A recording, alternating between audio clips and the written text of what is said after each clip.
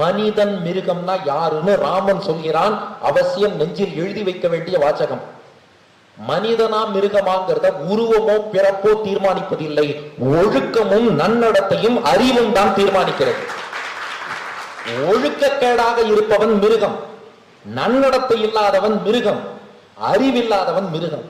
ஆனா ஒரு மிருகம் கூட நல்லொழுக்கத்தோடு இருந்தால், அறிவோடு இருந்தால், மனுஷன் என்ன விண்ணவர்கள் தேவர்களுக்கு சமமாக அந்த மிருகத்தை கொண்டாடணும். ராமன் சொல்லக்கூடிய கோட்பாடு பாருங்கள்.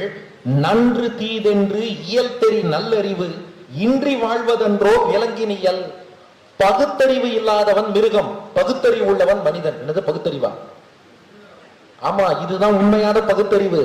பகுத்தறிவுனா என்னன்னா, நல்லது எது கெட்டது எது பகுத்து வேறுபடுத்தி அறிவதற்கு பகுத்தறிவுன்னு பேரு.